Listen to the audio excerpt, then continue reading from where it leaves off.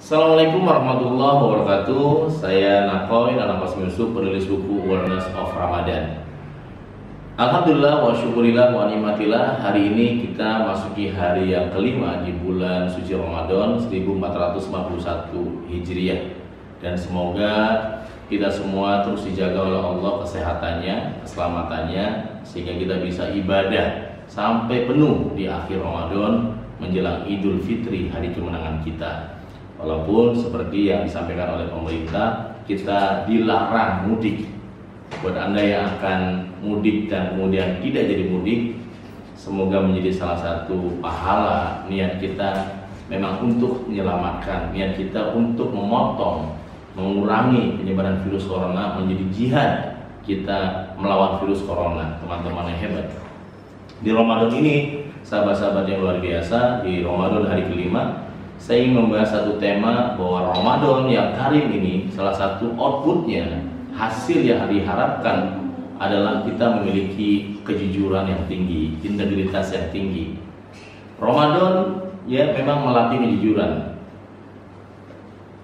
Salah satunya saya dapat inspirasi dari anak kembar saya bernama Zara dan Ziva. Pada hari ini salah satu di antara mereka ada yang sedang berhalangan. Dan kalau dia nggak jujur juga bisa, ya misalnya walaupun masih halangan dia berpuasa, ya walaupun masih halangan dia berpuasa, tapi dia jujur, dia belajar jujur. Setelah betul-betul bersih baru berpuasa. Kebalikannya, ya pada saat dia sedang berpuasa kemudian ada halangan, dia haid misalkan, maka dia harus berhenti puasanya karena sedang berhalangan. Kalau nggak jujur dia juga bisa, karena saya ayahnya, ibunya nggak tahu bahwa anak saya sudah selesai atau belum haidnya. Tapi kejujuran di bulan Ramadan itu sangat dahsyat. Salah satunya tadi saya contohkan. Maka dalam hal kecil aja dilatih. Anak saya yang paling kecil, anak saya yang lebih kecil daripada Zarziba, namanya Zelia. Dia puasanya baru setengah hari, kelas 1 SD. Setiap zuhur dia puasa, dia berbuka puasa.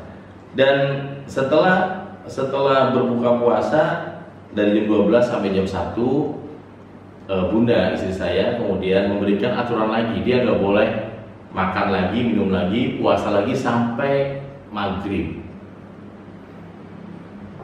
Zelia bisa saja dia berbohong kepada orang tuanya, tapi karena dia memiliki kesadaran, dia memiliki kejujuran, dia tetap nggak minum, nggak makan, walaupun ya nggak terlihat. Itulah dahsyatnya Ramadan, melatih integritas. Dari anak kecil yang masih usia 7 tahun bernama Zelia, kakaknya Zarajiba usia 12 tahun.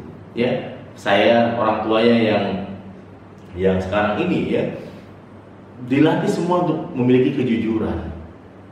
Pemimpin di negeri ini juga sama, dilatih memiliki kejujuran.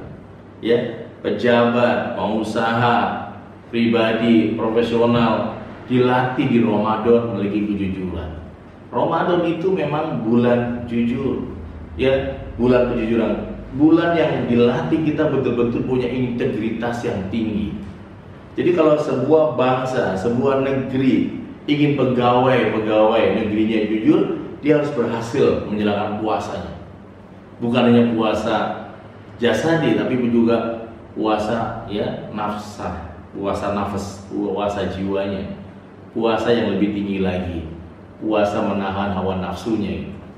Nah, kalau dia berhasil dalam puasa nafasnya, maka dia akan punya oleh-oleh setelah puasa. Apa itu? Integritas, kejujuran. Kejujuran itulah yang menjadi energi besar yang dimiliki oleh baginda Rasulullah SAW sejak kecil, bahkan disebut Al-Amin, yang dipercaya, yang jujur. Karena kejujuran Nabi Muhammad SAW ketika ada perdebatan, bahkan mengarah kepada mulai terjadi percekcokan, bahkan bisa jadi pertikaian, bahkan bisa perang. Ketika belum diputuskan siapa yang akan menaruh kembali Hajar Aswad di tempatnya di samping Mekah, ya di Ka'bah Al-Mukarramah. Dan Rasulullah kemudian dipercaya bisa mengatasi persoalan tersebut, para kaum tersebut ya. Dan kemudian Nabi begitu cerdasnya, begitu hebatnya ya, di usia yang sangat muda Nabi kemudian menaruh Hajar Aswad tersebut di surban, dan masing-masing kepala suku tersebut mengangkat bersama-sama, ditaruh kembali di samping Ka'bah. Masya Allah, cara berpikirnya sudah out of the box bagi Rasulullah SAW. Nah, teman-teman yang luar biasa, sahabat-sahabat yang hebat, integritas kita, kalau kita jujur, kalau kita punya integritas, seperti tadi contohkan oleh Nabi besar Muhammad SAW, orang akan datang kepada kita, orang akan meminta tolong kepada kita, rezeki akan datang kepada kita.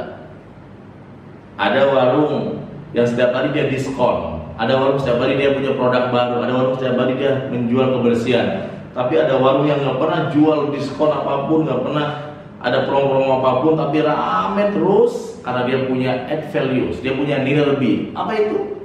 Pedagangnya, penjualnya jujur, rame, jujur. Kadang-kadang saya juga mikir, kok ada ya usaha pom bensin nutup? Pom bensin, kebayang nggak sih sahabat-sahabat? Pom bensin itu kan dicari, bensin kan dibutuhkan oleh masyarakat, tapi ada yang tutup. Jawabannya pasti satu, nggak jujur. Ada salah satu oknum yang nggak jujur. Akhirnya orang bilang jangan ke situ, mahal, dibohongin, lama-lama sepi, dan sepi. Itu kejujuran. Indah. Ramadan ini momentumnya. Rumah tangga diawali dengan jujuran, indah. Hidup juga serupa, indah. Nah, sama-sama, mari, kejujuran juga sedang dibutuhkan hari ini untuk melawan COVID-19. Di beberapa rumah sakit, kayak di Rumah Sakit Karya di Semarang, ada seorang pasien yang dioperasi, dia gak jujur bahwa dia pasien COVID-19. Setelah dioperasi baru dia cerita, akhirnya ada sekitar 19 dokter harus karantina mandiri karena tertular. Ya. Kalau dia jujur, dia terbuka, dia ngomong, dokter saya kena corona, dokter akan punya cara, metode lain. Akan dia difokuskan dulu bagaimana dia menangani dulu virus corona ini. Tapi itulah kejujuran. Penting, tapi butuh latihan. Oleh karena itulah, kapan dimulai kejujuran tersebut? Dari kecil, sejak dini oleh orang tua. Orang tua harus tersenyum melihat anaknya jujur walaupun sakit, walaupun gak enak. Misalkan dia memberitahu sesuatu, walaupun mungkin nggak nyaman buat Anda, tapi kalau dia jujur, Anda apresiasi. Pernah ada satu kisah dalam buku Unconditional Happiness. Saya ceritakan ketika suatu hari ada seorang orang kaya baru. Kemudian dia baru pulang bawa semacam barang antik dari Cina. Dan barang antik ini selalu dia elus, lapin, sehari bisa 3 kali. Lebih sering mengurus barang halus daripada kepada anak-anaknya. Kemudian dia berpesan kepada orang di rumah, jangan sampai barang ini pecah karena harganya miliaran. Wow. Tiba-tiba pulang dari kantor, dia mendengar, diberitahu oleh istrinya bahwa barang yang dia beli itu pecah. Dan marahlah dia, murkalah dia, panggil semua orang yang ada di rumah tersebut, dimaki-maki semua. Yang membuat dia marah, ternyata nggak ada satupun orang yang mau jujur siapa yang memecahkan ini.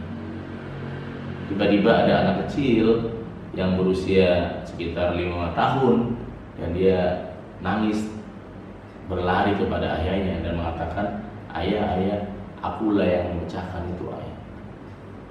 Dan semua orang tegang semua karena dipikir anak ini akan ditampar, akan dimarahi dan sebagainya. Tapi apa yang dia lakukan? Sang ayah ini dia duduknya, dia jongkok, dia samakan kepalanya dengan anaknya, dan dia mengatakan kepada anak ini, nah, barang ayah ini harganya miliaran, mahal, tapi kejujuran kamu lebih mahal dari barang ini. Dan sejak itulah anak ini menjadi orang-orang yang punya integritas tinggi. Pertanyaan saya hari ini, bagaimana Anda sebagai orang tua mendidik integritas anak-anak Anda? Bagaimana saya sebagai orang tua?